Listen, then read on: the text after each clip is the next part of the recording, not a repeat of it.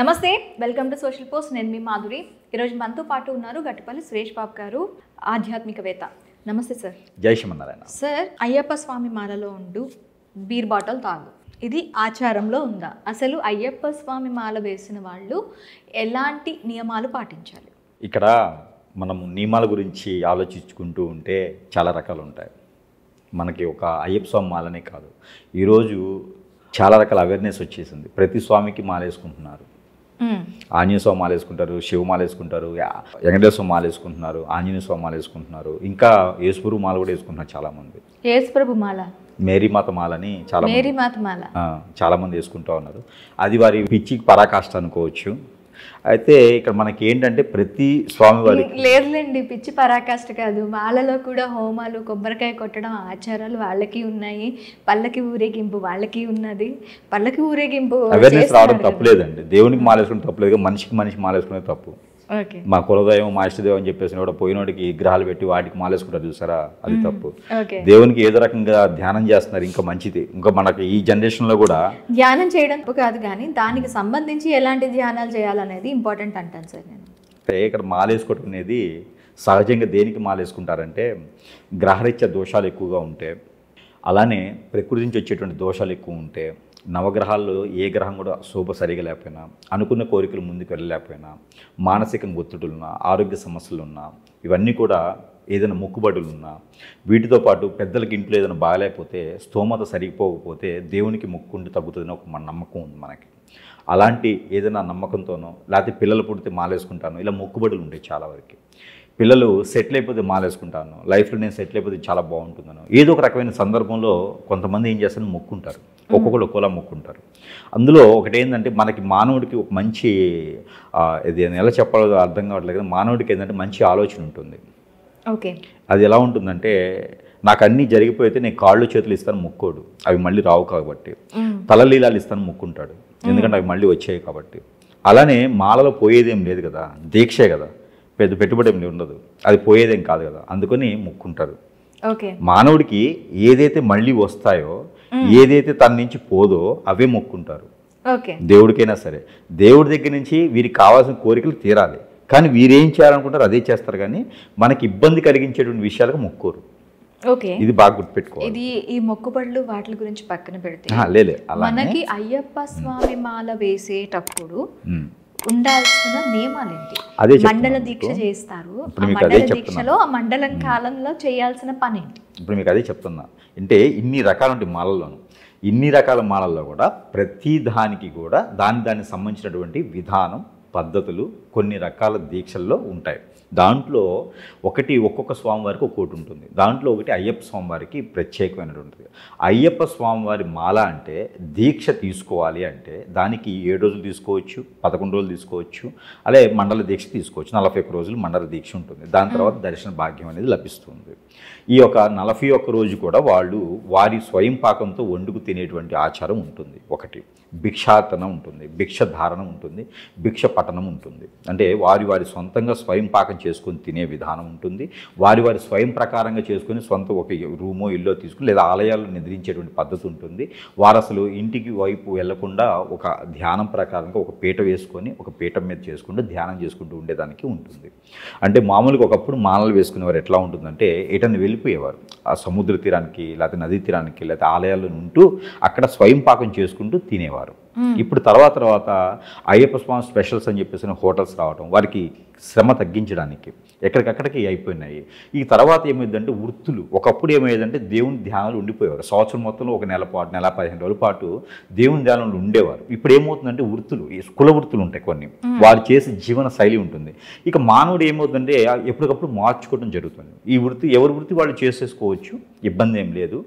ఎవరి వృత్తి వాళ్ళు చేసుకుని బ్రతకాలి కాబట్టి మాలని ధరించుకుంటే ఎవరి వృత్తి వాళ్ళు చేసుకోవచ్చు. మటన్ నరికేవాడు మటన్ నరకవచ్చు, చికెన్ నరికేవాడు చికెన్ నరకవచ్చు, ఎగ్స్ అమ్మేవాడు ఎగ్స్ అమ్మవచ్చు. ఇది నియమం వీళ్ళు సృష్టించుకున్నాయి అనమాట, వీరికి వీరే. ఓకే, అసలు హింస కూడదనే కదా చేస్తారు. కాకపోతే వీరు బ్రతకాలి కదా, వాళ్ళని చంపితే కానీ వీరు బ్రతకగలుగుతారు. అందుకని వీరే సృష్టించుకున్నారు ఇవి. వీరు బ్రతకడానికి సృష్టించుకునే అనమాట. ఏ క్రూరత్వం చేసి మర్డర్ చేసాడు మర్డర్ చేయొచ్చు, అలా వీరు సృష్టించుకున్నారు. దీనికి సాయంత్రానికి పోయేసి అయ్యప్ప స్వామి పాటలు ఒక 4 భజన బృందంలో పాడితే, అదే అక్కడ వచ్చేసి మనకి పడి పూజ అంటారు. పడి పూజ చేస్తేనో అక్కడ ఒక 50 మందిని తీసుకొచ్చేసి ఇప్పుడైతే కనుక కేవలం పోస్టర్స్ కోసం వీడియోస్ కోసం చేస్తున్నారు, భక్తి కోసం కాదు ఇప్పుడైతే. అయితే దానికి ఒక హంగామా చేసి వారే దేవుళ్ళుగా ఇక దేవుని సంగతి మర్చిపోతారు. ఇక్కడ ఒక 50 మందిని 100 మందిని పిలిచేసి భజనని పెట్టేసి అక్కడ కార్యకృత్యాలన్నీ కూడా వెనక పక్క జరుగుతుంది. గుడి వెనక నా స్వామి అన్నట్టుగా వెనక పక్క మధ్యాలు జరుగుతూ ఉంటాయి, ముందు పక్కన భరిద్ర బృందం ఈ గురుస్వాములు అనేవి ఉంటారు. వీరు ఎన్నిసార్లు వేసుకున్నారో తెలియదు, వీరు ఎన్ని పాపాలు చేస్తారో తెలియదు. మాలేసుకుంటే మాత్రం వీళ్ళు దేవుళ్ళు అయిపోతారు. మాలేసుకుంటే వీళ్ళు దేవుళ్ళు అయిపోతారు. ఇక వీళ్ళంతా కన్యస్వాములని వాళ్ళ చేత మాలేసుకున్న వాళ్ళందరూ వీళ్ళందరూ పోయి వాళ్ళ కాలమే పడతారు. దేవుడు ఎటో పోతాడు. దేవుడికి మండపం కడతారు, 18 మెట్లు కడతారు, కర్పూరం వెలిగిస్తారు, హారతి ఇస్తారు, అన్ని కూడా దేవుడికి చేస్తారు, అక్కడ పెడతారు దేవుడిని. దేవుడి సంగతి దేవుడి దాకా వెళ్ళేటువంటి అదృష్టం వీరికి ఉంటుందో లేదు తెలియదు. కానీ ఈ గురుస్వామిని మొక్కడం అలవాటవుతుంది. మీరే దేవుడు. అయ్యప్ప స్వామి మాలలో ఉండే ఒక నియమం ఏంటంటే గురుస్వామి అవనియండి, కన్నస్వామి అవనియండి, ఎవరైనా కాళ్ళకి మొక్కడం అనేది ఒక నియమం ఉంటుందండి. ఇక్కడ వీళ్ళు ఏమైందంటే ఇక వీళ్ళే దేవుళ్ళు, వీళ్ళకి ఈ గురుస్వామే దేవుడు. ఇక వాళ్ళు ఎవరికి ఏం దేవుడేం కాదు, వీళ్ళకి గురుస్వామి ఎంత చెప్తే అంత. అలాగా వీరు చేసేటువంటి కార్యాచరణకు కూడా గురుస్వామికి బాధ్యత ఉంటుంది. ఒక్కొక్కరు మద్యం సేవిస్తారు. మొన్న ఈ మధ్య మీరు చూసినట్టయితే మద్యం సేవించడం, మాంసం తినడం, ఒక్కొక్కరు మాల ధరణ ఇంకొక రకంగా ఉంటుంది. మాల వేసుకొని అడుక్కునే దానికి కూడా మాలని మేము పెట్టుకుంటారు. ఒక్కొక్కరు తిరుపతికి వెళ్తున్నాం అని చెప్పేసి అని మీరు చాలా వరకు చూసుంటారు. తిరుపతికి వెళ్తున్నాం అని చెప్పేసి ఉండీలు పెట్టుకుని తిరుగుతూ ఉంటారు దేవుని పేరు చెప్పి. అది ఓకే, వాళ్ళు బ్రతకడానికి చేస్తున్నారు కాబట్టి దేవుడు కూడా వాళ్ళని క్షమించేసి వదిలేస్తాడు. అది వారు తప్పు చేసినట్టు కాదు, వాళ్ళు బ్రతకడానికి జీవన శైలి దేవుని ఉపయోగించుకుంటున్నారు. కానీ ఇక్కడ వీరు విచ్చలవిడితనంతో చేస్తున్నారు. మాల వేసుకునే ఒక పవిత్రతని అది మనకి హిందువుల్లో ఉన్నటువంటి వాళ్ళకి వీళ్ళకి విరక్తి కలిగేలా చేస్తున్నారు. ఇంకా వేరే మతస్థులు మన మీద పడి ఏడవరా అంటే ఎందుకు ఏడవరండి? అంతే కదా. మనకే ఒక సనాతన ధర్మంలో విధానం లేదు, వాల్యూస్ లేవు, దేవుడు అంటే భక్తి లేదు, భావం లేదు. ఏదో ఒక భక్తులు వేసుకొని ఏదో ఒక ధారణ చేసేసుకొని ఆ విధంగా వీరు చేసేటువంటి కార్యాచరణ ప్రతిదీ కూడా చేసుకుంటూ ఉంటారు. మాల వేసుకోవడం దేనికోసం అంటే మన ఆరోగ్యం కోసం, మాల వేసుకోవడం దేనికోసం అంటే మన పవిత్రతను కాపాడుకోవడం కోసం, మనకు ఉన్నటువంటి గ్రహరీత్యా దోషాలు పోవడం కోసం, ఏదైనా కోరికలు ఉంటే తీర్చడం కోసం, అన్ని రకాలుగా ఉండేది. ఇంకోటి ఏంటంటే కనుక మనకి ఈ నాన్ వెజ్లు, మద్యాలు ఇవన్నీ కూడా మానేసుకోవడానికి, ఇవన్నీ మానడానికి ఒక రూపంగా తెలుసుకుంటే మాల. ఇది మనకున్న చెడు వ్యసనాలు ఏవైతే దూరం చేసుకోవడానికి పక్కకి పెట్టడం కోసం చేసేది మాల అంటే మనకు మంచి జరగడం కోసం చేసేది మాత్రమే మాల. ఇక వీరు పవిత్రతను కాపాడలేకపోవటం, దాంట్లో అపవిత్రతంగా చేసేసి ఇలాంటి దృష్టిలు దుర్మార్గులు ఉన్నంత వరకు కూడా ఇవన్నీ పోతున్నాం అంటే వేరే మతస్థులకు మనం అవకాశం ఇచ్చినట్టే ఉంటుంది. ఇలాంటి వాళ్ళని ఇమ్మీడియట్లీగా అసలు వాళ్ళని జైల్లో పెట్టడం మంచిది. నన్ను అడిగితేను వాళ్ళ మీద ఏదో ఒక రకమైన కేసు పెట్టేసి పక్కకు పంపించడమే మంచిది. అసలు హిందుత్వం నుంచి బయదొలగించడం మంచిది, వాళ్ళని వెలయడం మంచిది. ఎందుకంటే చూసిన వెంటనే వాళ్ళని వెలయ్యాలి. అక్కడ అంతకుమించి వేరే ఆప్షన్ లేదు. ఎందుకంటే దాని వలన హిందూ ధర్మానికే దానికి వెలుగు ఎడుతుంది అనమాట. హిందూ మతస్థులకు అందరికీ, మాలేసుకునే వారందరికీ నిజంగా పవిత్రంగా ఉండే వాళ్ళని కూడా వేరేలా చూస్తారు. ఆ నిజమేలేండి, మీరు మాలేసుకున్నారు, ఏదో చెప్తున్నారులే, మీరు కూడా అదే చేస్తారులే అని చెప్తారు. అలాగా ఒక హిందూ ధర్మం ఉంటుంది. అలానే మనకి గురుస్వామి కూడా మాల వేసుకునే వారు ఎవరైతే ఉంటారో మాల ధారణ చేసేవారు గురుస్వామి అంటారు. ఈ మాల ధారణ చేసిన రోజే వారికి పఠించాలి, ఇలా ఉండాలి, ఇలా చేయాలి, ఇలా చేస్తేనే మనకి మాల వేసుకునేటువంటిది ఉంటుంది. లేకపోతే మాల వేసుకునే వాళ్ళకి కాదు, మాల వేసిన వాళ్ళకి కూడా పాపం తగ్గుతుంది. మాల వేస్తారు కదా గురుస్వామిగా, వారికి కూడా పాపం తగ్గుతుంది. ఎందుకంటే అలాంటి వాళ్ళకి మాల వేస్తే ఉపయోగం లేదు. ఆ గురుస్వామి యొక్క ఆధీనంలో ఉండాలి వీరు. ఆ గురుస్వామి సరైనడు కావాలి, గురుస్వామి కూడా సరైనడు కావాలి. వెళ్దామండి మాల అయిపోగానే పేకాడుకుంటూ శబరిమల నుంచి పేకాడుకుంటూ తిరుపతి వచ్చేయచ్చు, అక్కడ మనం చిన్నగానే పబ్బులకు గిబ్బులకు వెళ్ళేసి మనం ఇంటికి వచ్చేయచ్చు అనుకునే వాళ్ళు గురుస్వాములు కాదు కదా. అలాంటి గురుస్వాములు ఎక్కువైనారు. ప్యాకేజీలు, డబ్బులు, వీళ్ళే టూరిజం, వీళ్ళే ప్లాన్స్, వీళ్ళే టూరిజం చేస్తారు. అక్కడికి వెళ్ళి మొత్తం 1 వీక్ టూరిజం అంటారనమాట. అక్కడి నుంచి చూసుకుంటూ రావాలి, అక్కడి నుంచి టీ పొడి తీసుకురావాలి, రగ్గులు తీసుకొని రావాలి. వాళ్ళు మాలేసుకోవడానికి కాదు వెళ్ళేటప్పుడు వచ్చేటప్పుడు బ్యాగ్ వస్తాయి అనమాట. సో మాల వేసుకునే దానికి పవిత్రత ఉంటుంది. ఇక్కడి నుంచి కాలినడకని వెళ్ళినా ఎట్లా వెళ్ళినా కూడా అది సమస్య కాదు. ఇక్కడ దేవుడు దగ్గరికి పవిత్రంగా వెళ్తేనే మనం కోరికినట్టు కోరికలు తీరుతాయి. కాబట్టి ఆ పవిత్రతని కాపాడలేకపోతున్నారు. కాబట్టి అలాంటి వారు ఇలాంటి మాలలు వేసుకునే జోలు వెళ్ళకపోవటం మంచిది. మరొక మాట, ఈ యొక్క పడి పూజలు చేస్తున్నారు, అది దేవుని కోసం చేస్తే బాగుంటుంది. కానీ మనుషుల కోసమో లేకపోతే రీల్స్ కోసమో లేకపోతే ఏదో వీళ్ళు గొప్పతనం కోసమో రోడ్లన్నీ బ్లాక్ చేసి జనాన్ని ఇబ్బంది పెట్టేసి ఎన్నో రకాలైనటువంటి కార్యకలాపాలు జరుగుతున్నాయి. ఇక్కడ పడి పూజ అని చెప్పేసి అని రేవు పార్టీలు చేస్తున్నారు. పడి పూజ అని చెప్పి కొన్ని ప్రాంతాల్లో రేవు పార్టీ చేస్తున్నారు. సో ఇవన్నీ కూడా అరికట్టాల్సినటువంటి సందర్భం. ఆ రేవ్ పార్టీ అంటే డైరెక్ట్గా అంటే పోలీసులు పట్టుకుంటారు, అందుకని పడి పూజ అని చెప్పి బయట బోర్డు పెడుతున్నారు. బయట బోర్డు అయ్యప్ప స్వామివారిది చాలా మంచి ఫుటేజ్ బ్లాక్లో, దానికి స్వామీజులు దండం పెట్టుకుని మరీ పెడతారు. ఆడ దండం పెట్టి ఎక్సీలో ఉంటారు, లోపల మాత్రము రేవ్ పార్టీ. ఇవే నడుస్తున్నాయండి ప్రజెంట్. ఇవన్నీ కూడా అరికడితే మాత్రమే, ఇవన్నీ కూడా ఉక్కుపాదం మోపితే మాత్రమే ఇవన్నీ కూడా బాగుంటుంది. ఈ స్వామీజులకి కానీ గురుస్వాములకు కానీ ఈ రకంగా చెప్పదేంటంటే చాలామంది తెలియపోవచ్చు ఈ విషయాలు. మాల ధరించుకునే వాడికి కొన్ని నియమాలు ఖచ్చితంగా చెప్పాలి, అవి పాటిస్తాను అంటేనే మాల వేయాలి, లేకుంటే హిందూ మతాన్ని నుంచి బయటకు వెళ్ళదూపాలి. హిందూ మతస్థులు కాదు, ఈరోజు మాల అనేక రకాలైనటువంటి మాలములు, అనేక రకాల మతస్థులు కూడా ఈ యొక్క అయ్యప్ప స్వామి వారి మాల వేసుకునేటువంటి విధానం ఉంది. మరొకటి, ఆ అయ్యప్ప స్వామి వారికి భక్తితో ఏదో నమ్మకంతో వెళ్తున్నారు జనాలు.